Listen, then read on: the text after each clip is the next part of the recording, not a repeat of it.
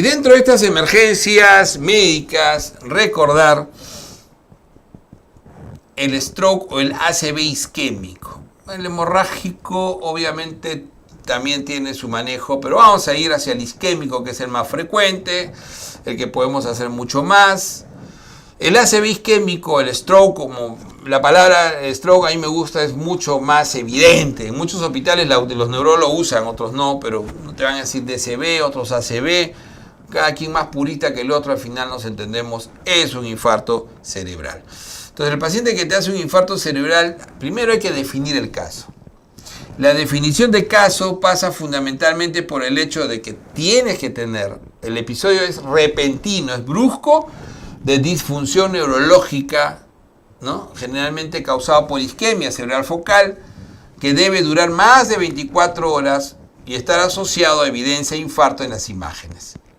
Entonces no estamos hablando del TIA, del ataque isquémico transitorio, que también es frecuente. Y ahí lo que vas a hacer es poco realmente. Estamos hablando del que dura más de 24 horas y te va a dejar por lo menos una imagen sospechosa.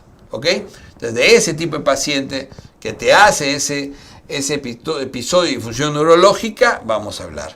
¿Qué síntomas más comunes se suelen ver como difusión neurológica? Obviamente vas a ver afasia, o sea, la afasia, la dificultad para expresarse, ¿no? Afasia y otras dificultades del habla, disartria, diferentes niveles de disartria, hemiparesia, vas a ver diferentes, ¿no? Hemiparesia, ¿no? Casi raro que veas hemiplegia, sobre todo paresias. Hemianestesia es una opción, es lo que menos solemos examinar, pero se ve, el paciente te dice, doctor, tengo adormecido, él mismo te dice, tengo adormecido el brazo, y falta de atención hemiespacial, hemianopsia homónima, ya más fino, pero eso sí, la afasia, la disartria, recordar el examen inicial, que es básicamente utilizar los criterios de Cincinnati. Vamos a verlo después, ¿ya?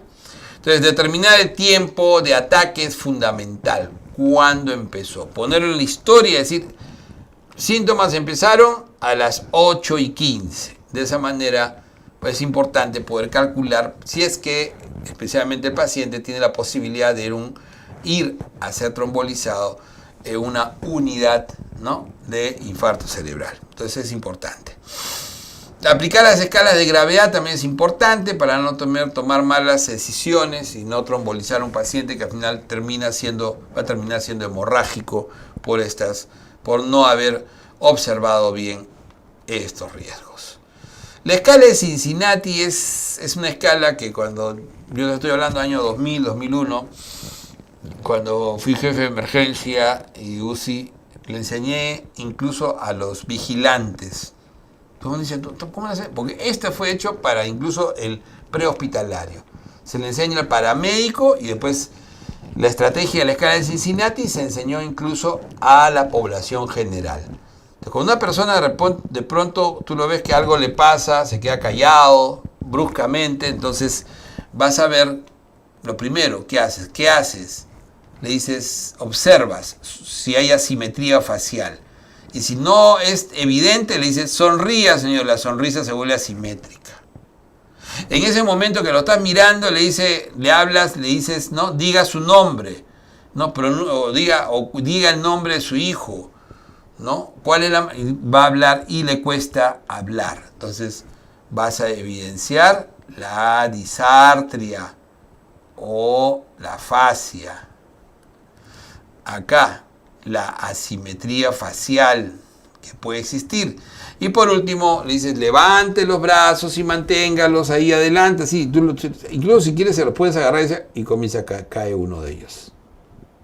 Entonces, esta es la debilidad muscular. Entonces, 2 de 3 te indica evaluación urgente. 3 de 3 te indica unidad de stroke. Llevarlo a una unidad, ¿no es cierto? 1 de 3, alta sospecha. 2 de 3, evaluación inmediata, imágenes y actitud. 3 de 3, deberías derivarlo inmediatamente a una unidad de stroke. Entonces, esa escala es funcional. Enséñensela a las enfermeras, no sean miserables, que sepan. Obviamente que cuando ya tengas el paciente con tu sospecha, le vas a aplicar escalas ya, como esta de acá, escalas de stroke de gravedad, que te van a servir básicamente para estratificar tu paciente y vas a comenzar a buscar con este tipo de fichas dónde puede estar la lesión. Para esto no es la clase, ojo, pero te muestro lo que vas a hacer. Y entonces tú dirás, parece que es un stroke, parece, o sea, el paciente tengo casi la certeza y voy a manejarlo. Entonces vas y dices, primero, evalúa sus signos vitales. Tengo un stroke delante mío, signos vitales, estabiliza la vía respiratoria, la respiración, la circulación, que su presión que esté bien, que no puede estar. Después vamos a ver cómo vas a manejar la hipertensión. Para los que requieren ventilación mecánica, requieren al paciente que entra de repente en estado, ¿no?, de coma, lo vas a intubar y si requiere ventilación mecánica, se le da dosis única, se extracciona, ¿no?, de 2 gramos dentro de las 12 horas después de la intubación. Eso se ha visto que disminuye la mortalidad por infecciones, complicaciones infecciosas. Entonces, importante porque acuérdense que ese proceso agudo pierde la protección de la vía respiratoria. Entonces, intubarlo al inicio, proteger la vía respiratoria es fundamental. Obtén tu tomografía o tu resonancia, obviamente lo más importante es sin contraste, porque acá lo que tienes que ver es isquemia, y la evaluación cardiovascular de ser necesario, un ecocardio, si es que escuchas pues soplo, si está fibrilando, para poder ver si es que hay coágulos que están por desprenderse o no. Este, por ejemplo, es típico de fibrilación. ¿Por qué? Este es cerebral media típico. Miren cómo puede ser de extenso, rápidamente en las 24 horas una se ve. Cuando es cardioembólico, obviamente no son los más frecuentes, ¿no? Digamos que vas a ver. Y el manejo de fluidos electrolitos es importante. Todo el mundo dice, oye, ¿qué le vas a poner? ¿Está hipertenso? Igualito, si está hipertenso es que no es que le voy a meter gran volumen, pero lo ideal es que el paciente reciba solución salina. ¿Y por qué solución salina y no destrozo todo? Porque hay que prevenir la hiponatremia. Hay que evitar que la glicemia, porque estos pacientes, si son diabéticos, rápidamente van a hacer hiperglucemias. Entonces hay que evitar darle dextrosa que lo lleven al paciente, obviamente, a valores mayores. De hecho, que hay que controlar la glucemia. Puede haber algunos que pueden irse al otro lado, a la hipoglicemia, por eso tener mucho cuidado. Cuando tú tienes un paciente que a priori te hace hipoglicemia teniendo trastorno neurológico, podría ser que ese trastorno neurológico sea por hipoglicemia. Lo reviertes y el paciente desaparece, y eso nos ha pasado a todos muchas veces. Hay que tener eso en cuenta. Pero había otros síntomas como sudoración fría, etcétera, ¿no? Dentro de ese manejo, como estábamos viendo, no olvidar el manejo de la glucemia, como les decía, vas a poner su salino, corregir si está en menos de 60, corregir si está en mayor de 180, ya lo vamos a ver en otra pequeña de estas clasecitas, cómo debes manejar la insulina. Entonces tomar, tener el Accu-Chek, esto generalmente lo maneja la enfermera, y si no, pero deben a ustedes como internos aprender a usarlo. Deben de ser tan hábiles para usar este aparatito como lo es la enfermera. No esperes a la enfermera para agarrar el Accu-Chek. Dice, no, ¿usted por qué lo agarra? Porque mi paciente lo necesita. Siempre el paciente es primero. Evalúa el riesgo de aspiración. Recuerda que los pacientes, sí, qué bonito, tu diagnóstico, tu localización, tu paciente se murió aspirado, hermano. Mientras tú estabas sacando tu localización y que esto y que era la pica, te va a dar pica cómo se muere tu paciente por estar haciendo otra paja, en lugar de estabilizar, ponerlo a 30 grados y que no se aspire. Eso es importante, ¿ya? Eso es importante. Y evaluar si el paciente tiene fiebre. ¿Y por qué mantenerlo a normotemperatura? Porque va a incrementar la extensión del daño. La temperatura incrementa la extensión, disminuye la oxigenación a nivel central, es importante. Entonces, tú controlas la temperatura. En el manejo inmediato, recordar siempre que la presión arterial no hay que bajarla bruscamente. Si vas a trombolizarlo, hay la posibilidad que lo trombolicen, hay que mantener, ¿no? Ahí sí, menos de 185 con 110, o sea, puede estar en 105 previo y menos de 180 a 105 el primer día. La elección para mantener esa presión es la betalol, es lo que más se utiliza. Intravenoso, en el país hay. Entonces, si hay trombolisis, sí vas a bajar, pero vas a mantenerlo por debajo de 185, 110 y en ese rango bajarlo un poquito más cuando ya ha sido trombolizado. No, en mi hospital no trombolizan, entonces no te hagas problema. Entonces, ojo que la línea arterial también es algo que yo de interno lo puse, ¿eh? O sea, acuérdense que uno puede, ¿no? Tus monitores pueden tener línea arterial. Bueno, de repente la mayoría va a ser más en UCI, pero en algunas emergencias tiene línea arterial y se coloca, no es tampoco nada del otro jueves, pero es un bonito procedimiento. Y es lo mejor para el control de este tipo de pacientes. Si no lo van a trombolizar, entonces bajar solo si es extrema. ¿Qué cosa es extrema? Mayor de 200, la sistólica, mayor de 120, la diastólica. ¿Tanto, doctor? Así es. Hay que evitar la hipoperfusión, ¿no?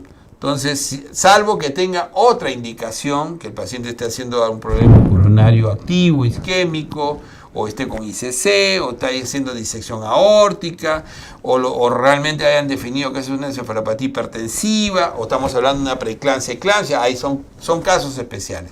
Pero en general no bajen la presión bruscamente. La meta es no bajar aproximadamente el 15% el primer día si está muy hipertenso, y no bajar por debajo de estos niveles. Eso es importante. Con hemorragia, con mayor razón, usualmente la reducción debe ser gradual en esos valores, ¿no? Mantener por encima de 180 la sistólica y por encima de 120 la media, ¿ok? Y seguir esos protocolos. ¿Qué pasa si la gran mayoría, ojo que tienes pocos hospitales en nuestro país que tienen unidad de stroke, ¿no? Entonces tener este paciente listo entre las 4 horas y media, que es el umbral, también es muy difícil. 4 horas y media. Entonces, si no es posible hacer trombolisis, o sea, estamos hablando del 98% de los pacientes, tu antiplaquetario. Ahí si ya lo tienes, ya tienes tu imagen, dale, ¿no? Entonces, no iniciar, ojo, si recibió trombolisis en las últimas 24, todavía, 24. Lo más probable es que no haya pasado. Si es un TIA de bajo riesgo, miren, estamos hablando incluso de TIA, ¿no? O un stroke isquémico moderado, severo, con un NIH mayor de 5, solo aspirina, 160 a 325, y si tiene alguna contraindicación, clopidogrel, ¿ok? Siempre el clopidogrel hay que cargarlo en 300, ¿ah? Ahora, cuando tienes un TIA de alto riesgo, o un stroke isquémico, ¿no?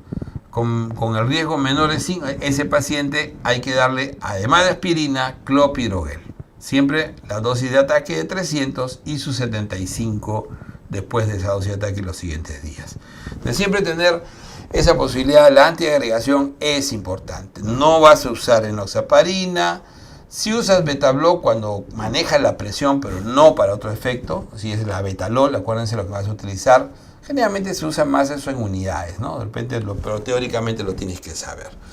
Y sobre todo, evitar que tu paciente se aspire. La gran mortalidad de estos pacientes no va por el lado de sangrado o que hagan reconversión hemorrágica, no, va por la vía respiratoria. Se mueren más de infecciones estos pacientes.